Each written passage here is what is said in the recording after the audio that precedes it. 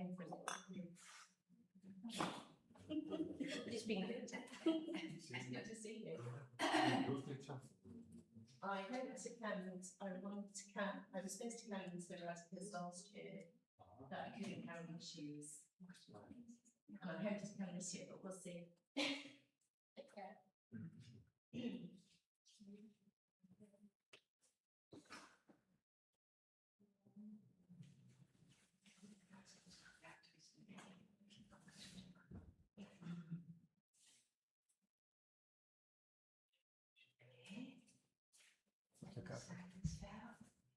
It's like that.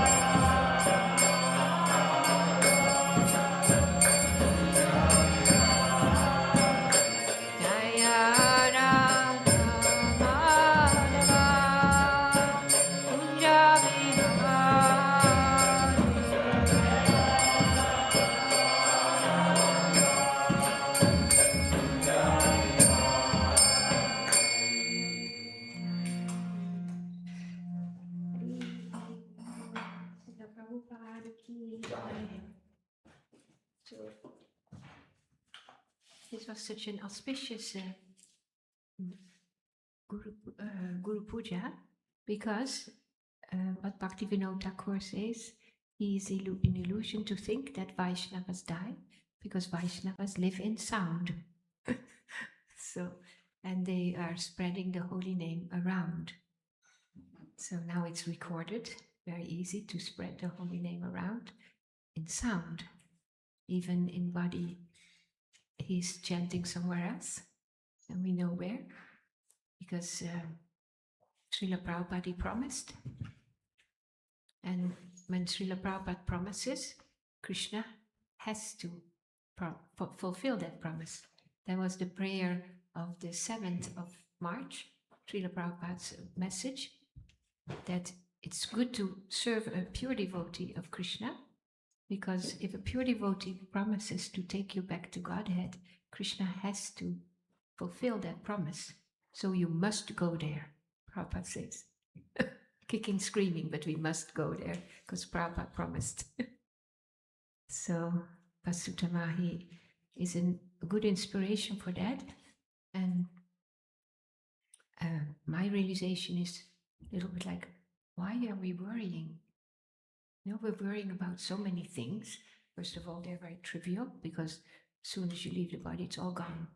All these things are gone. Even the feelings we have towards each other, because it's all on the bodily platform, because we don't really know each other. As a soul proper, we relate to each other on the conditioned, in the conditioned way. So when the soul, we see the body until the body is, I don't know whoever was there yesterday, when we went to see Vasutama, it was very clear that he wasn't there anymore. Vasutama was gone. It's just the body was behind, left behind. So, and I was thinking, Krishna, he so perfectly arranged it. It was a full day. He has the best time of his life. He led the Guru Puja. He started the Mangalarti. And it wasn't a Mangalarti. Sometimes, yes, if he doesn't like that, we wait. We should, as soon as curtains open, we should sing. So if nobody starts to sing, he will start to sing. Because he doesn't want to have it look like we don't want to sing. But this time, he was asked by the temple president, please, Vasutama, sing. You sing. So he sang. Then Guru Puja, he sang. Then he went on to his service. He was painting the kitchen in the BLS. We were there, nicely painted wall there, soft yellow, which I thought he didn't like soft yellow, but maybe that was the only paint available. But it looks very nice and clean. Then he put a big picture of Srila Prabhupada on the empty wall, put a nice plant that he liked very nicely. Then he went to do his service, went to Holi. He sent a message to his children, if you want to enjoy, this is the best way to enjoy. And sent a picture of himself enjoying the Holi festival. Came home, took a shower, and he lay down. And Giravara went to get some tea for him. And when he came back, Vasutama had left the body. So it was super. And so I thought, Krishna is everything in hand. And we are worrying, trying to arrange, how it will happen. No, we don't need to worry at all. Krishna is taking care of everything, and he's giving us the privilege not to know. Because Srila Prabhupada once, he said, Pariksit Maharaj, he had 7 days. It was a given for him. 7 days. Then after you will be bitten by the Takshaka snake. But Prabhupada said, we don't even know, we have 7 minutes. But then still we don't have to worry, because Krishna's taking care. So we just need to take care of Krishna, please him, and he will reciprocate for sure. So then last week, there was just the day before Gaur Purnima. It's a very auspicious week, Gaur Purnima, Holi. Usually Holi and Gaur Purnima, they go together. In Vrindavan, usually the day before, and each temple has a different Holi. I heard Radharaman temple, they do the Holi festival in the temple room. You were there maybe? No. Radha Vilasini, Rasa Vilasini, she was there one time. I don't know, maybe not this time, but another time. And they don't throw paint, powders, they throw flowers. And I remember in the Ananda Vrindavan Champu, they use flower bombs, Krishna and the gopis. So they are bombs of flowers. I don't know how they were making that. And you throw them and they explode, and so they're full of flowers. That's what they were throwing to each other in Krishna's pastimes. So I could have read that one, but that pastime is very long. Shishi Radha Gopinath Ki Jai. And Gopinath just remains smiling because he knows we're all taken care of. We had it once when the Twin Towers were shot or came down. In the morning for Mangalarti, Raja Bihari, he was here for the seminars. So he announced it, because in those days we didn't have phones and stuff that you know the news before it happens. Now, so he announced that the Twin Towers were being shot. And I'm looking at Gopinath, you standing here arranging all this mess, and you're just smiling, playing your flute very innocently, because he's just taking care of all the things that need to be taken care of. It's hard for us to see. So, Gopinath, we are in your hands. So, last week I wanted to read this. The first, Srila Prabhupada was very attached to having a Gaur Purnima festival, and we read that about that the week before. That Srila Prabhupada really wanted all the devotees to come from all over the world, because this was a prediction from Bhaktivinoda Thakur. So he was very attached to that, and they set up tents, and in the Mayapur there was nothing there, no buildings, just one hut that Srila Prabhupada was living in with his servants, and a little corner for the cook. And so there was a tent for the ladies, tent for the men, and then a tent for the prasadam, maybe? Prasadam. Although there was no facility whatsoever, Prabhupada said everyone that comes to visit has to have prasadam. And I'm always amazed how they manage that. You know, we have to get Tiru from England to come and cook for us, and we have this wonderful facility. But they were cooking, and they said, "Oh, maybe khichdi." No. Prabhupada said full prasad. So Narottama Das Thakur, because after Sri Chaitanya Mahaprabhu left the planet, all the devotees became very morose. So the whole atmosphere was always very low-key and morose. Everybody was walking around sad. Some villages, they were just emptied. Devotees left. After Lord Chaitanya left, many other devotees left. Gadadhar Pandit, we always hear that Gadadhar Pandit, he became so old that he couldn't lift the garland to put on Tota Gopinath, because Gopinath was quite big. And I was thinking, oh, he must have stayed after Lord Chaitanya, because Lord Chaitanya was 8 years old, so Gadadhar was same age. But no, because of separation from Lord Chaitanya, he became old very fast. So he couldn't put the garland, and he was distressed about this. So next day, or another day, he came to worship Tota Gopinath. It's Tota Gopinath, yeah. And the deity had sat down. So he sat down in lotus position, so Gadadhar Pandit could put the garland around Gopinath's neck. We went there once to have darshan, and of course Gopinath was wearing his dhoti.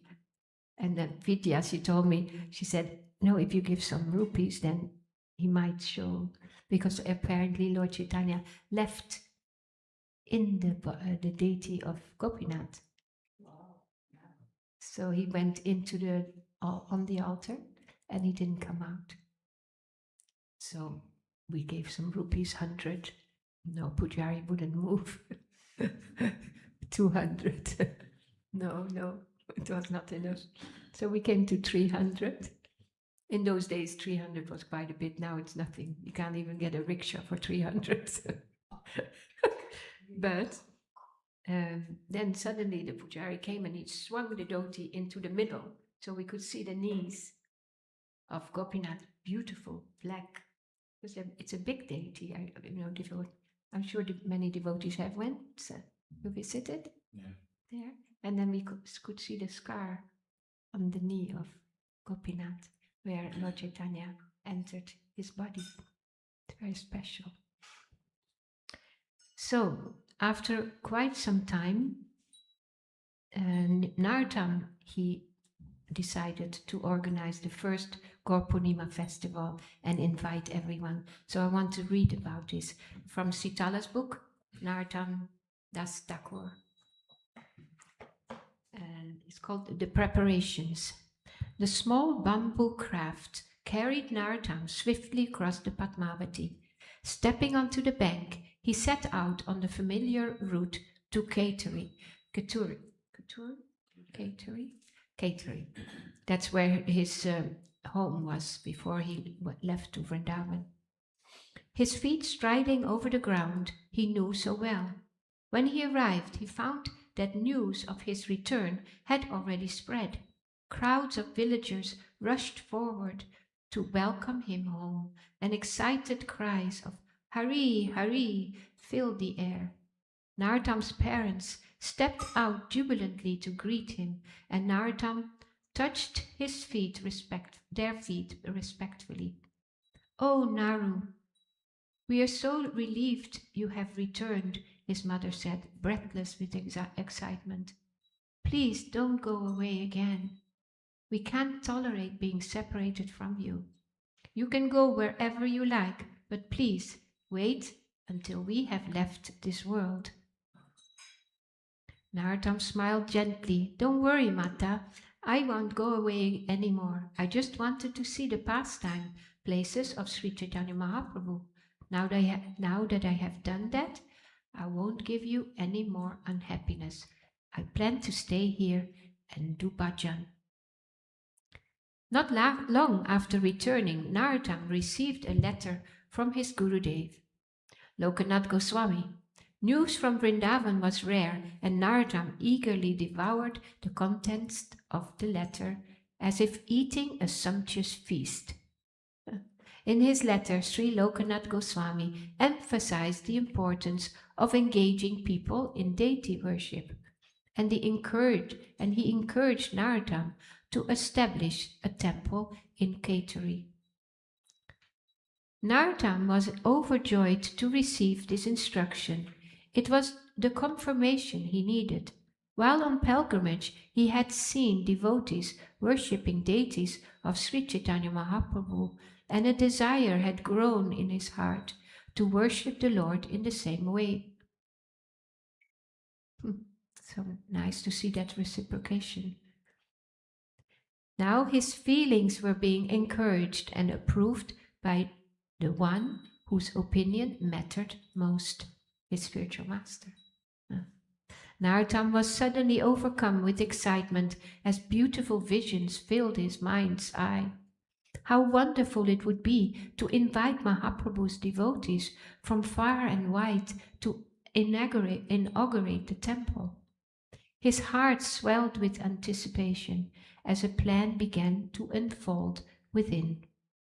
Although it had been several decades since Sri Chaitanya Mahaprabhu had completed his manifest pastimes, his birth anniversary had never been observed in a big way.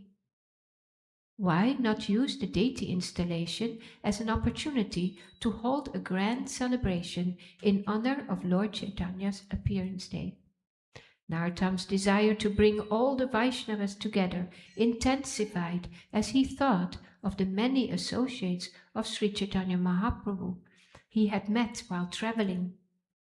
Some were barely alive due to the pain of intense separation from the Lord. How happy it would make them if they could come together for a Maha Sankirtan Yagya, just as they had done during Mahaprabhu's time. He also thought of the diversity he had observed among Mahaprabhu's followers, with many independent communities and various lineages developing in Orissa, Navadvip and Vraja. Different interpretations of Mahaprabhu's message had arisen.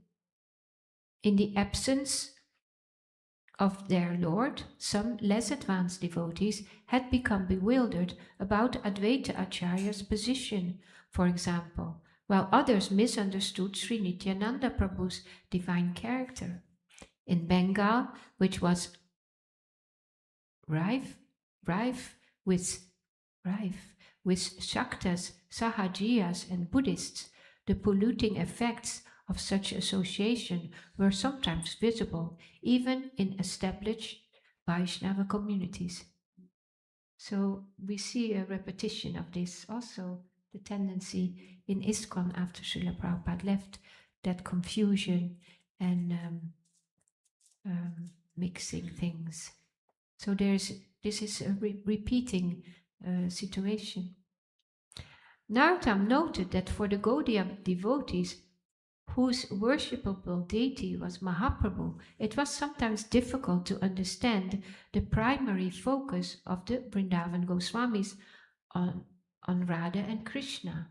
Narottama saw the need to unify Mahaprabhu's devotees by linking each group to the larger tradition. He was certain the devotees would benefit if they joined in a festival of glorification for Sriman Mahaprabhu. Surely this would bring happiness to each of their hearts.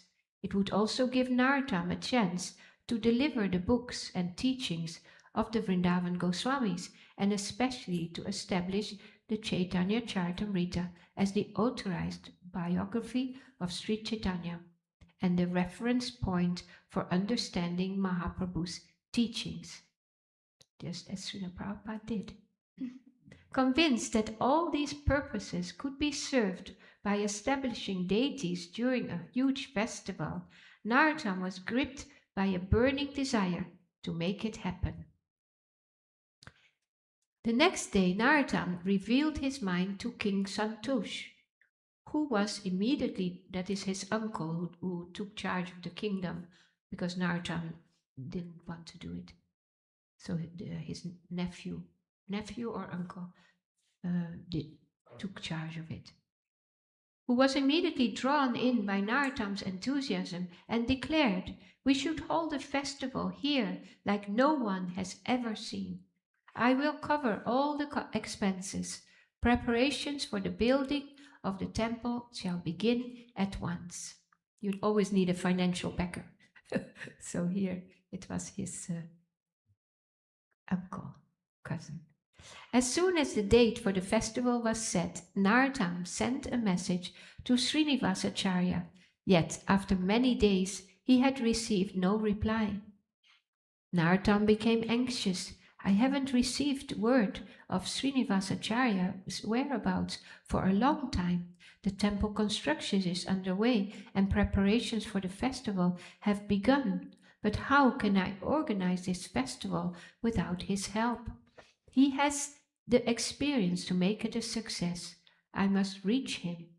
At that moment, a man approached Narottama, bowed, and announced, "I have come from Jaji Gram." Knowing this to be Srinivasacharya's preaching base, Narottama eagerly inquired, "Have you seen my dear friend Srinivasacharya? Can you tell me where he is?" "He recently returned to Jajigram from Vrindavan," the man said. "I had the good fortune to have his darshan in Jajigram. He has been fully absorbed in traveling and preaching Sri Chaitanya Mahaprabhu's message." Narottama invited the visitor to sit and listened eagerly as the man described Srinivasa's activities and travels. As they conversed, 2 messengers arrived with a letter. Amazingly, it was from Srinivasacharya. Narottama happily read it aloud. "The bearers of this letter are Sridas and Gokulananda, the sons of Dvija Haridas, one of Mahaprabhu's dear associates. At present, I am traveling and preaching. Yesterday, I left Kanchanagaria and started for Buduri, when I will stay at Govinda Kaviraj's house for a few days. Since it's close to Kaitari, I hope you can meet me there. I am eager to see you." Wow, perfect arrangement. Narottama was ecstatic. "Oh, what a wonderful morning," he exclaimed. The next day, Thakura Mahasaya crossed the Padmavati with his disciples Devidas, Gokula, and Gauranga and headed towards the town of Buduri. As they approached the village, 2 Vaishnavas came toward him, falling on the ground to offer respects. "We are the disciples of Srinivas Acharya," one of them said, "and have come to take you to him." Grasping Narottama's hand, the effulgent devotees ushered him down the path. Narottama was inexplicably drawn to the bright-faced devotee who was guiding him. Intrigued, he wondered, "Who is this person whose touch fills me with such happiness?" Just then, Narottama caught sight of Srinivas sitting with a large group of devotees. Srinivas also saw Narottama. They rushed towards one another.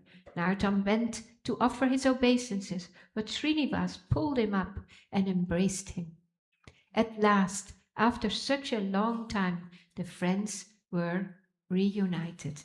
They had left each other in the Vishnupal, that place where the books were stolen. They were supposed to bring them to Bengal, and the books were stolen in the night. And then Srinivas told Narottama and Shyamananda to go their way. Narottama would go to Katuri, and he would take care of the books, and luckily the books were retrieved, found.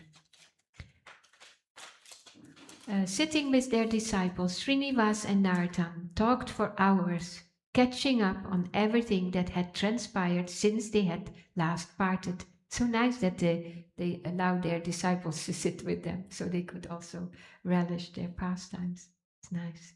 Srinivas described how he had successfully copied and distributed all the Goswami's books, and how, at the request of Narahari Sarakara Thakur, he had married and settled in Yajigram.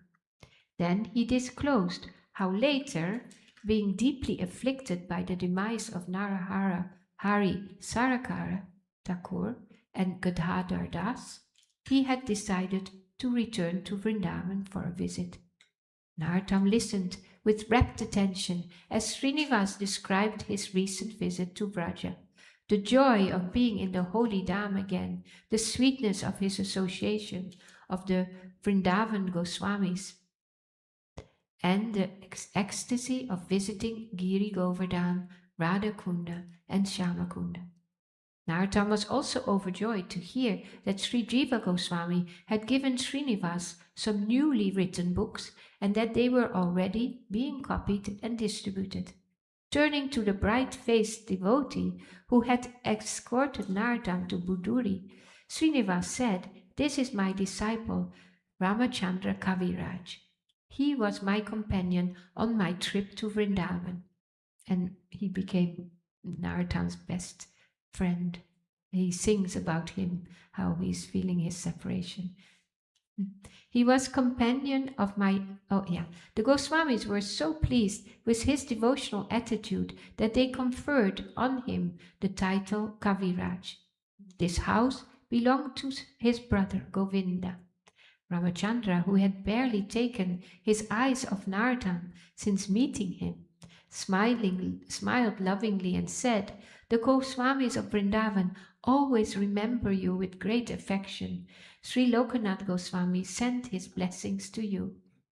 Narottama's heart filled with love for his spiritual master. Grateful tears rolled down his face as he softly repeated his guru's name. But wiping away the tears, he composed himself and began to tell Srinivas about his own pilgrimage and preaching. He explained how enthusiastically the people of Kaituri had embraced Sri Chaitanya Mahaprabhu's mission, and that even his cousin, the king of Kaituri, Sri Santosh Rai, had become his disciple. He also revealed his plan for the Gora Purnima festival. Srinivas was a little doubtful. Having personally presided over many utsavas, I know from how difficult it is to organize such an event. Are you sure you can manage? You have no experience with events on such a grand scale. Surely you'll need help. With your help, Narottama said, and he folded his hands in pranam. I have been waiting for you before setting anything in motion.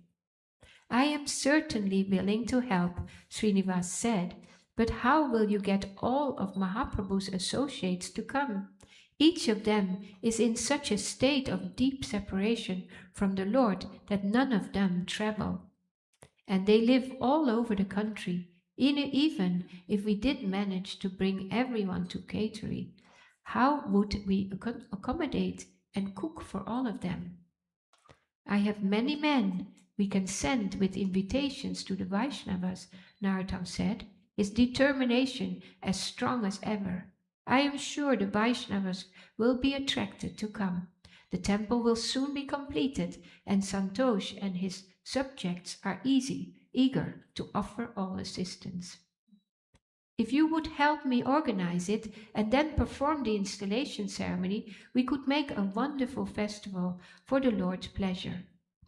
Your enthusiasm is irresistible, Srinivas laughed. Let's begin by drawing up a list of devotees who should be invited. Next year we are celebrating Sri Sri Radha Gopinath's 50th anniversary ceremony. And they started drawing up a list of all the devotees that have served Radha Gopinath over the 50 years. So there's no end to the list. So here also they started a list. The two spent glorious hours compiling a long list of exalted souls. Janavamata, Sri Advaita Acharya's sons, Srivas Pandit's brothers. Many of the devotees had already left the planet. So we also will have that situation. As Pasutama just left us. So Janavamata, Sri Advaita Acharya's sons, Srivas Pandit's brothers, Hridai Chaitanya, Raghunandana, they wrote letters in elaborate Sanskrit poetry to inform each guest about the festival. The invitation made it clear that all Mahaprabhu's devotees were invited, even if they weren't named in the letter.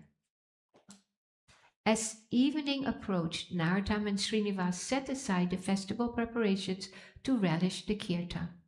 After the two sat alone and reminisced about the days they had spent together in Vrindavan. The next morning, Srinivas Acharya told Narottama, I could hardly sleep last night thinking about all the festival arrangements. I was praying for the understanding how to accomplish this seemingly impossible task when Sri Chaitanya Mahaprabhu suddenly appeared in a vision. So he pacified my heart, saying, Don't worry, this is my desire. I want this festival. Then he disappeared. Oh, that's so beautiful. We also recognize this. Sometimes we worry and worry and worry. But, Krishna is taking care of these things. Now I am fully convinced that we should work on this to fulfill the Lord's desire. We must send out all the invitations immediately. I have already selected 15 men. I will send them in all directions to invite not only the Vaishnavas, but the kings, the landowners, the poets, the scholars, the authors, the performers, and other illustrious persons. Narottama beamed. There's so much to do and only a few months left, Srinivas said. You must return to Kateri at once. I will come to help you in a few days. Why don't you take Ramachandra with you? He will make a good assistant. Moreover, I see he is attracted to you. Accepting Srinivas's advice, Narottama left for Kateri and was delighted to have Ramachandra's company. When they arrived in Kateri, Narottama felt a fresh burst of enthusiasm and vigor. Preparations for the festival were now in full swing, and every quarter of Kateri bustled with excitement. Walking through the many newly constructed houses built to accommodate his guests, Narottama checked to see that everything had been done properly. We also recognize that in Srila Prabhupada's activities when he was walking around the grounds of Mayapur, making sure everything was done nicely. Out of deep respect for the Vaishnavas, he wanted to offer the visiting devotees the best facilities possible. He didn't want anyone to feel inconvenienced in any way. Narottam noted with appreciation that Santosh had spared no expense. A wave of gratitude washed over Narottam. With the help of Santosh's boundless charity and Srinivasacharya's expert managerial abilities, he felt certain it would be an unforgettable festival. Walking back down the path, Narottam swept his gaze across the ornately decorated temple gradually rising in the center of the town. The laborers had been working for months, and they still swarmed the area as they struggled to complete the temple on time. The large storehouse adjoining the temple was already complete, and the elaborate kirtan hall was almost finished too. Gardeners were busily planting flowers and mature shrubs to create gardens around the temple complex and seeding lotus flowers into the clear water of the freshly dug bathing pond. As he walked further, Narottam saw lines of newly shaped clay mridanga drums drying in the sun, along with piles of shiny new kartals lying nearby. Each instrument had been especially handcrafted for the Sankirtan festival. A bit further on, he stepped into the large hut where the deities were being sculpted. Narottam studied their forms and faces intently, as he did every day. So now there's no just one Gornitai. There's 5 sets of Radha and Krishna deities were exquisite, but Narottam wasn't satisfied with the deity of Lord Chaitanya. No matter how delicately the sculptors tried to follow his specifications, neither Mahaprabhu's form nor face reflected his true beauty. Disheartened, Narottam uttered, "Gauranga, Gauranga," again and again. This was the only part of the preparation that wasn't turning out well. That night, Sri Chaitanya Mahaprabhu appeared in Narottam's dream. "My dear Narottam," he said, "listen to me. You are trying to make a deity of me, but it will never appear correctly because I do not intend to manifest in that form." So if Krishna doesn't want it, you can try and try and try. It's not going to work. That's also a good meditation. "I have hidden myself in the golden deity in Vipradasa's storeroom. Because you are my dear devotee, I am blessing you with this knowledge." With an enigmatic smile, the Lord disappeared. At this point in his life, Narottam knew better than to question the Lord's appearance or instruction in his dreams, because he had experienced that before. So the following morning, after waking and finishing his oblations, he asked the villagers where he could find Vipradas, saying nothing about the dream. One of the villagers said he knew of a Vipradas who was a wealthy grain seller and offered to take him to his house. Eager to be of service or even be observers to Narottam's activities, several villagers tagged behind. Vipradas was surprised and delighted to see the famous sadhu and his followers at his home, and he welcomed them with great respect, asking, "How can I serve you?" "Dear sir, kindly allow me to go into your rice storeroom," Narottam replied, struggling to contain his excitement. Even the villagers were surprised at this unusual request. Surely King Santosh had provided all the grains required for the festival already. Though a little puzzled, Vipradas eagerly tried to anticipate his guest's desire and said, "Dear Sadhu, please don't trouble yourself. You need not personally go into any of my storerooms.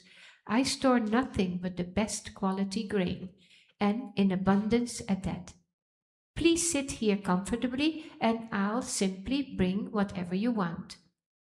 Narottam laughed lightly. No, it is not grains that I need. I just want to go into your rice storeroom.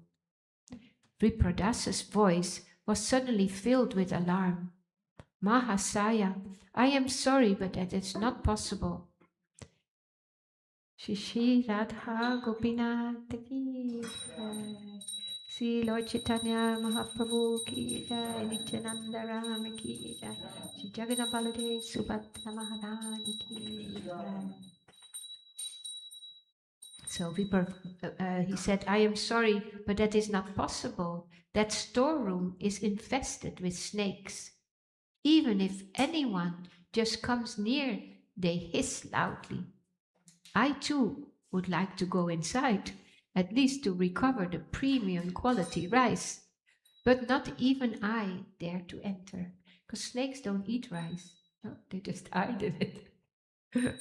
Don't worry, Narottama said calmly. The snakes won't bother me. Vipradas begged the other villagers with his eyes to speak up, then fell to his knees. Please, don't go inside. It is too dangerous. I hired many snake charmers to try and clear out that storage room, but they were all unsuccessful. I gave up hope of ever getting rid of those snakes long ago. You know it's not a light matter for a merchant like me to surrender his precious stock. But in the name of my family's safety, I have resolved to never try and open it again. I couldn't possibly allow you to go inside. What could I do if any harm? What would I do if any harm would come to you? I can think of nothing worse. The villagers also looked worried, but Thakur Mahasaya simply laughed. Don't be afraid. You'll be relieved and happy when you see what I bring out with me. Before anyone could react, Narottama slipped through the huddle of men and walked through to the back where he could clearly identify the abandoned storeroom. Without too much endeavor, he opened the large door and disappeared inside. Vipradas and the villagers stood motionless, their minds raced, anticipating Narottama's shout for help and what they would do to save him. Seconds passed like hours. Now that Narottama was inside, they could see nothing but the open door and gaping black rectangle, black rectangle, the door in the opening. The weight was almost intolerable. Suddenly, snakes began to slither out of the door, at first one by one, then in silent surges. Vipradas's mouth hung open. How did he do that? The villagers could only sigh with relief. So they just slithered out. Didn't bite anyone. Now they could see Narottama in the shadows, digging into the rice. He seemed to see something among the grains. Plunging his hands in deeply, he gently pulled out what appeared to be a large golden deity. Inside, Narottama brushed the rice polish from the exquisite form. He was a perfect image of Sriman Mahaprabhu, just as the Lord himself had promised. Narottama was overjoyed and clasped him to his heart. Now we know who the snakes were, right? Lord Nityananda Ram. As he emerged from the doorway, the devotees could now clearly see the enchanting form within his hands, glinting in the sun. A loud cheer went up. All glories to Thakur Mahasaya, someone yelled, as they gathered around to marvel at the exquisite beauty of Lord Gauranga. Narottama's heart overflowed with ecstasy as he lovingly carried Lord Gauranga through the town towards the hut where all the deities were stored. As he and his entourage passed by, the crowd increased, singing and dancing with joy. Late that evening, Narottama finished writing the last line of his latest composition, Kahe Dina Narottama Das. Thus speaks the lowly Narottama Das. That was one of his songs. Kahe Dina Narottama Das. Gathering his notes, he hurried to the platform where Gokuladas, Devidas, and the other musicians were practicing. This exquisite devotional music echoed through the trees where the birds were settling in for the night. Narottam Das sat down and presented his new song for them to learn. Once they had grasped the tune and specific beat, Narottam left them to practice it while he composed more verses. For weeks, Narottama had been making his own preparation for the festival. He was composing songs and then training the best musicians to play them as he sang. All the inspiration Narottama had received as he traveled to Sri Chaitanya's pastime places poured forth into these simple but eloquent Bengali verses in glorification of the Lord. He wrote one superlative song after another, each expertly reflecting the Gaudiya Vaishnava philosophy and teachings. Narottama had studied kirtan under the Goswamis of Vrindavan, where Radha and Krishna reigned supreme, and had experienced the best kirtans of Gaudiya days, where Sri Chaitanya Mahaprabhu was adored. Now, guided by the instructions from his vision of Lord Chaitanya in Jagannath Puri, Narottama was harmonizing the two styles in his own unique way, choosing specific ragas to match each mood. Narottama would first describe Lord Chaitanya's pastimes, then Radha Krishna Lila, expertly blending the Vrindavan style of worship with the Bengali style. A new style of divinely inspired kirtan had been born, and it was set to be debuted at the grand festival just a few days later. And Srila Prabhupada also gave us these songs. Achyutanandan and different devotees, they wrote that first songbook with the songs of Narottama Das Thakur. The guests arrive. Narottama, this the chapter name. The guests arrive. Narottama stood next to Srinivas on the soft sand of the riverbank. His body thrilled as he studied the scene unfolding on the Padmavati. The river was teeming with boats of every size, ferrying the festival guests across the water. Devotees from all parts of Bengal and Orissa had been streaming into Keturi. Narottama, Srinivas, Shyamananda, Ramachandra Kaviraj, and many of their disciples, along with Keturi's residents, greeted each guest with devotion and respect. She must be on that boat over there, Narottama said, pointing to a large boat crowded with devotees. That's the special boat Santosh built for Sri Janava Mata. Shading his eyes, Srinivas too peered across the water. Yes, he said, I can see a palanquin. And there are some of her disciples, Meena Ketana Ramdas, Murari Chaitanya, and that looks like Vrindavan Das as well.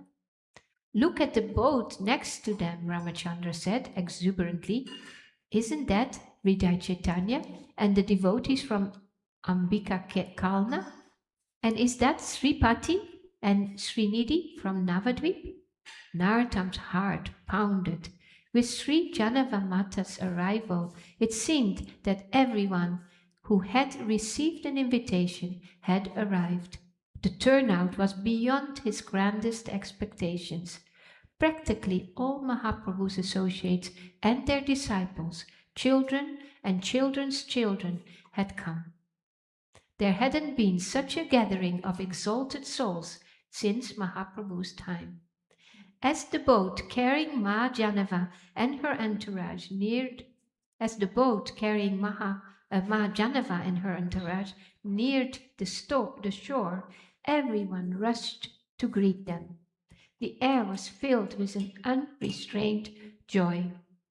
Some devotees waded into the water to garland the newcomers, while others dabbed cooling sandalwood paste on the guests' foreheads as they stepped off the boat. A few devotees spontaneously scooped up water from the river and playfully bathed their guests' feet. Others helped unload the many valuable gifts the devotees had brought for the deities. The entire riverbank was alive with excitement. Some devotees were locked in loving embrace, while others lay flat in the sand, offering obeisances. Laughter, joyful crying, and loud shouts of Haribo, Jai Nitai, Jai Goranga filled the air. Catching sight of Srimati Janavamata, Narottam, Srinivas, and the other devotees fell flat, offering Dandavat obeisances to the revered wife of Sri Nityananda Prabhu. Smiling brightly, Srimati Janavamata stepped onto the shore, followed by her son Virabhadra. Narottam, hands folded, approached her. Kateri is now blessed by your association, he said with great humility. We were worried you wouldn't come, but now that you are here, the festival is certain to be a grand success. We could not miss. So Janava speaking now. We could not miss such an opportunity, Janava Mata said graciously. It's Mahaprabhu's desire that we come together to glorify him. The devotees stepped aside, making a path for Janavamata, and Srinivas and Narottam escorted her and her entourage to the town. As the party entered Kateri, the guests were amazed and delighted to see the festive decorations. Every lane and path was lined with banana trees, and the buildings were artfully decorated with wreaths of fragrant flowers and garlands of mango leaves. Elaborate rice flower designs adorned the ground at the entranceway of every home. Narottam Das and Srinivas ushered their guests through the busy streets and past the long lines of women and girls who were stringing garlands for the festival, chatting among themselves and singing as they worked. The women stopped to bow respectfully as the party of famous devotees passed by. A little further down the lane, Srinivas and Narottam guided their guests past a large group of men grinding sandalwood paste, their muscles bulging as they vigorously rubbed large pieces of sandalwood against heavy slabs of stone. Like the women, the men paused to offer their respects too, then continued with their service of filling the many large vessels with moist, aromatic chandan. The guests looked curiously at the gorgeous new temple structure. Many fires had already been lit in the kitchens behind the temple to feed the thousands who would be attending the festival. Already numerous Brahmana cooks could be seen stirring gigantic pots with massive wooden paddles, while scores of helpers busily cut vegetables, cleaned dal and rice, or kneaded dough. All of Kateri was bustling with activity. The children, old people, women and men, everyone was caught up in the excitement. Deeply pleased, Srimati Janavamata said, Narottam, you have created a most extraordinary environment here. It appears that the whole town is in Vaikuntha consciousness. I have done nothing, Narottam said. Actually, all of this has been arranged by the mercy and expert guidance of Srinivasacharya and the kindness and generosity of King Santosh. Srinivas then escorted the group to the guest houses. Many of Keteri's residents trailed behind, staring unabashedly at the effulgent devotees who had suddenly descended on their village. Showing Janavamata to her lodging first, Srinivas then arranged for the accommodation of all the other guests, assigning various devotees to look after their needs. Ramachandra was to serve Raghunath Acharya and his associates, and Govinda, Ramachandra's brother, was to care for Sri Raghunandana and his companions. Turning to Shamananda, he said, "You please see to the needs of Sri Hridaya Chaitanya and his followers." Seeing that services were being handed out, a fierce competition broke out among the residents of Kaituri, each of them eager for the chance to serve a visiting Vaishnava. Such a nice mood. So many devotees came that every possible room in Kaituri and the many surrounding villages was filled. Gradually, the sounds of kirtan, puja, and discourses seeped into every quarter. All of Kaituri was alive with anticipation. The night before the festival, massive crowds congregated at the temple for the Adivasa ceremony to inaugurate the festival and invoke auspiciousness. After worshipping Janavidevi and showing proper respect to all the assembled Vaishnavas, Raghunandana Thakur sang the invocation prayers, signifying an extremely holy advent, and the following kirtan roared late into the night.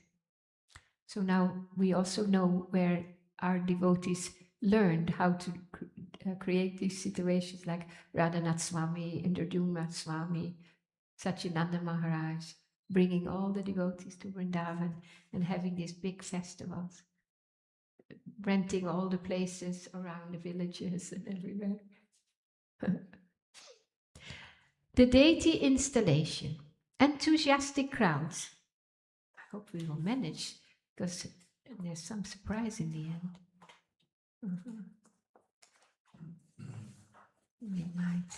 I think we might manage. The deity installation. Enthusiastic crowds cramped into the temple courtyard early the next morning, marveling at the beautiful decorations. A massive, brightly colored canopy was draped across the wide courtyard, and the entire area was profusely adorned with banana trees, coconuts, flower garlands, strung mango leaves, and clay pitchers filled with water.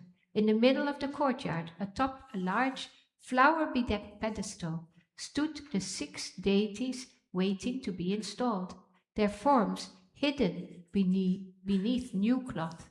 In one corner of the courtyard, the Yagya Stali stood ready, surrounded by shining copper and brass pots of ghee, sacred water, and grains. A pile of neatly chopped wood and a mixture of aromatic herbs and tree bark was ready to be offered to the sacred fire. Narottama, Ramachandra, and Srinivas discussed the final arrangements with King Santosh. When Narottama saw that everything was ready, he escorted Janavamata to her seat. Then he and Ramachandra ushered the other senior guests to their seats. Standing before the assembly, Srinivas pressed his palm together in respect and humbly addressed the exalted assembly. Most dear Vaishnavas, beloved followers and family of Sriman Gauranga Mahaprabhu, words cannot express our gratitude that you have come to grace this festival with your presence. This is surely a historic gathering, and we have you all to thank for making it possible. He turned towards the senior members of the assembly and, with palms still folded, said, "Please give me your permission to begin the auspicious Abhishek." The senior Vaishnavas nodded their consent, smiling in anticipation. Srinivas at once pulled aside the cloth that hid the deities from view, and the crowd gasped with delight.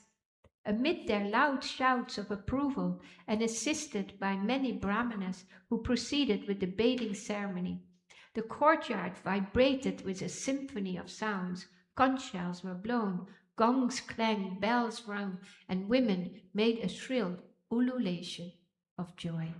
The kirtan began, and kartals chimed in time to the deep pulsation of the drums. The holy names filled the air and mixed with the sonorous chanting of the Brahmanas' Vedic mantras. Narottam stood transfixed at the sight of golden Lord Gauranga, seen through billowing clouds of incense smoke.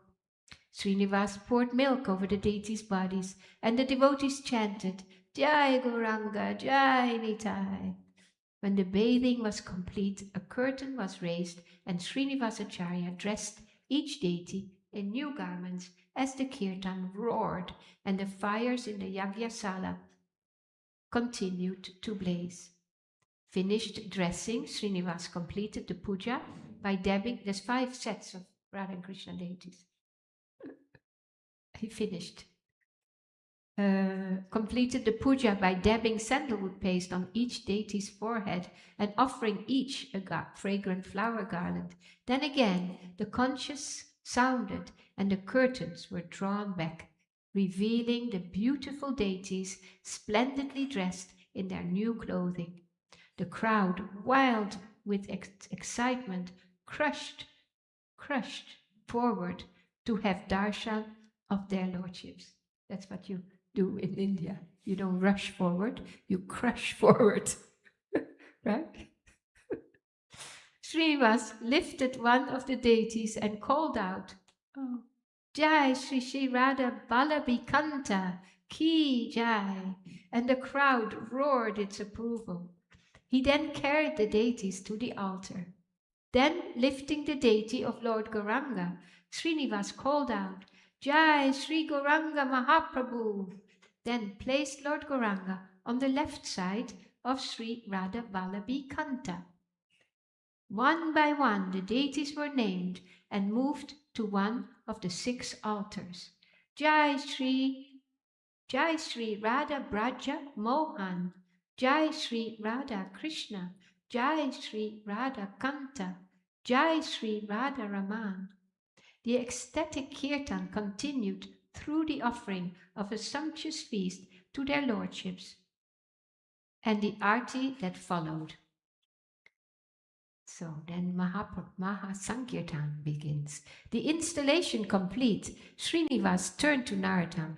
You should begin your kirtan now. Narottam returned to Devidas and said, Tell Balaba, Gokula, and Gauranga to come forward. The musicians carried their instruments into the courtyard, and Narottam joined them, carrying incense and flowers to worship the mridangas and kartals before beginning. Nice. The crowd pushed forward, straining to get a better view. After completing the puja, Narottam garlanded each of the musicians and smeared their foreheads with sandalwood paste. Turning to face the crowd, his heart flooded with bliss and gratitude, and he offered his full dandavats to all of them.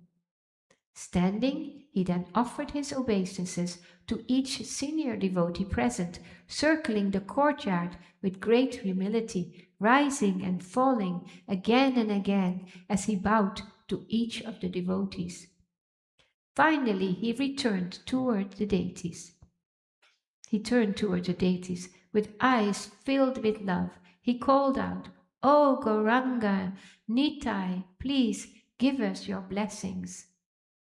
Silence descended on the courtyard. All eyes were on Narottam's face. Taking the kartals in his hands, Narottam sat down in the center of the musicians and nodded to Devidas to begin. Narottam sat erect and closed his eyes. His face became meditative as he listened to Devidas's deft hands dance across the mridangas' heads. With a gentle smile, he began to sing, his voice imbued with devotion.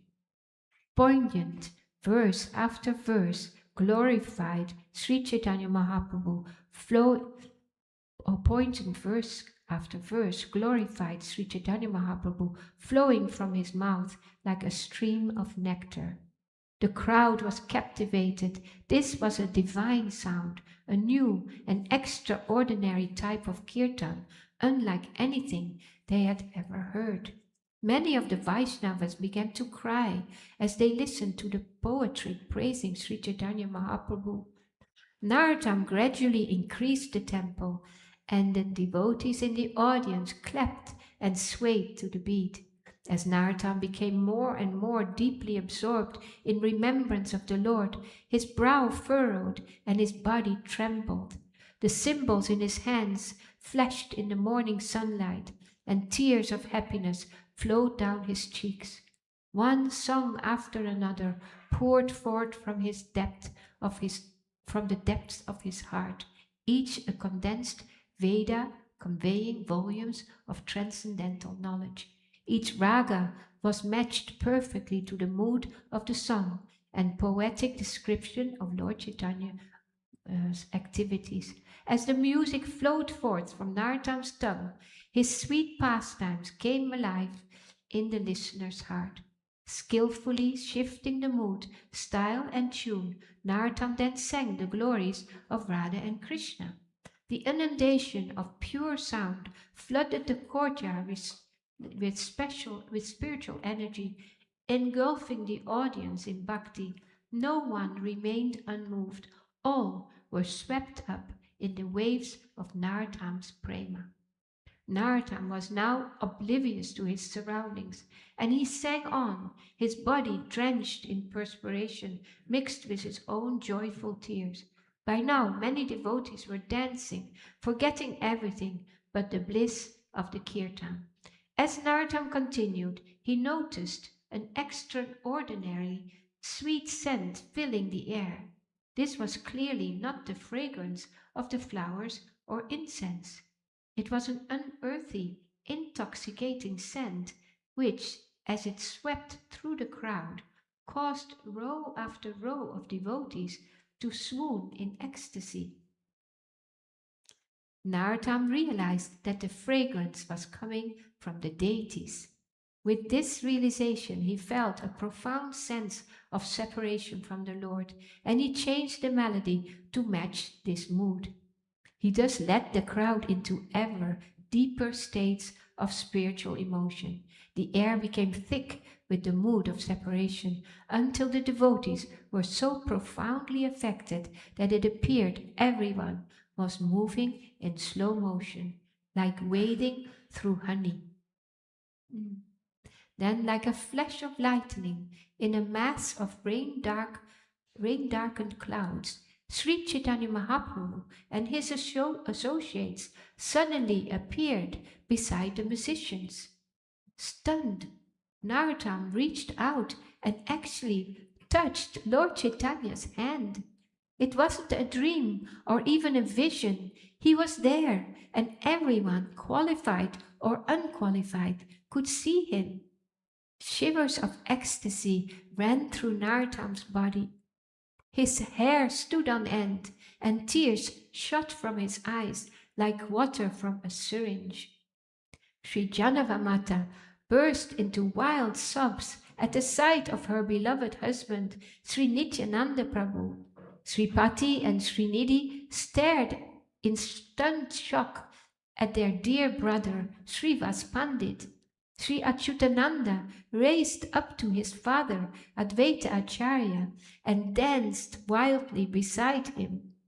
Then the son of Sachimata, Sri Gaurachandra, lifted his long golden arms and gracefully began to dance. The kirtan exploded, kartals clashed, and the mridangas thundered like wild elephants stampeding across the desert. Devotees clapped loudly, jubilantly chanting, Sri Krishna Chaitanya, Sri Krishna Chaitanya, again and again. Sri Chaitanya Mahaprabhu showered each devotee with his merciful glance, and he whirled and spun with his beloved associates. Grabbing hold on Narottam's hands, Sri Nityananda Prabhu pulled him to his feet and began to dance with him. The earth trembled beneath their feet as Lord Nityananda's shimmering blue dhoti swished from side to side. His reddish lotus eyes rolled with intoxicated joy as he spun around the courtyard. Nearby, Sri Advaita Chandra danced through the crowds of devotees while roaring like a maddened lion, and Gadadhar Pandit danced joyfully beside Srinivasacharya. Narottam's heart was bustling with ecstasy as he surveyed the assembled devotees. It seemed everyone was there: Rupa and Sanatan, Raghunath Das and Kasishvara, Murari Gupta and Haridas, Swarup Damodar and Vrakeshvar. It was as if the clock had been turned back, and once again Mahaprabhu was enjoying his ecstatic pastimes in Navadvip. We have 1.5 more pages. Utter transcendental madness reigned in the courtyard. Some devotees held hands and danced, while others cried or trembled. Some stood motionless, staring in disbelief as Lord Chaitanya danced around them, while others fell unconscious. Some lay on the ground, drenched in their own tears, and others simply called out, "Krishna, Krishna," again and again. Mad with ecstasy, some devotees, wanting to offer everything they had to the Lord, began to throw coins and valuables, not knowing how much they were giving or even whether anyone was receiving their offerings. Looking around at this extraordinary scene, Narottama laughed loudly and his body trembled violently in ecstasy. Then his lips began to quiver so rapidly that devotees near him said, "Oh, Master, please stop, your teeth will break." Narottama could not continue to sing. Unable to suppress his exalted spiritual emotions, he fell to the ground. His body appeared to stretch, then suddenly contract. Witnessing this extraordinary ecstatic state, some of Narottama's disciples tried to hold him down, fearing for his life. Others fell at Narottama's feet, thanking him again and again for granting them this experience of unparalleled devotional love. The Maha Sankirtan thundered on, and the devotees dove deeper and deeper into the pure nectar ocean of the holy name. Flooded by waves of ecstasy, the chanters lost all sense of time, place, and bodily identification. They no longer considered themselves higher or lower, larger or smaller, younger or older. All material thoughts were eradicated. Philosophical misconceptions, doubts, and confusions were instantly washed away in the purifying waves of Kirtan, and Sri Chaitanya Mahaprabhu's family was united. Sri Chaitanya Mahaprabhu turned to embrace first Srinivas and then Narottama. Narottama didn't want the moment to end, but as quickly as they had appeared, the Lord and his associates vanished. A heart-rending wail of dismay rose from the crowd, and all was pandemonium. Some devotees fainted while others fell to their knees, shedding tears so profusely that the ground became muddy. Some stood frozen like statues, staring with unblinking eyes at the spot where only a moment before the Lord had danced. Piteous cries rented the air. "Nitai, Sri Krishna Chaitanya, Srivas, Murari, where have you gone? Mukunda, Narahari, please come back." Narottama lay unconscious, barely breathing. When he finally opened his eyes, a circle of anxious devotees stood over him. Srinivas held his hands and chanted softly. As Narottama came back to consciousness, he spoke lovingly. Srinivas spoke lovingly. "Narottama, you have received Lord Gauranga's topmost mercy, and you have given the greatest gift of love to everyone here. We are all so grateful to you. Has anyone on this earth ever seen or experienced such pleasure?" Lost in ecstatic remembrance of the Lord, Narottama barely heard Srinivas's words. In the distance, he saw Srimati Janavamata approaching, and still quivering with emotion, he tried to raise himself in respect. "Narottama," she said, tears welling in her eyes, "we are all forever indebted to you for arranging this Sankirtan festival. Because of your intense desire, Sri Chaitanya Mahaprabhu and his entourage personally appeared before us, invoked by your pure chanting. Narottama simply bowed his head, muttering, Gauranga, Gauranga, over and over. And here we have to stop. Sri Chaitanya Mahaprabhu ki jai, Sri Narottama Das Thakur ki jai, Srila Prabhupada ki jai, Sri Vasudhama Prabhu ki jai. Or Premanandi Hari Hari Bol. Panchakapaturvyascha Kripa Sindhuvyevacha Patitanam Pavanebhyo Vaishnavebhyo Namo Namaha. If we ever wonder how to organize a festival, this is the guideline.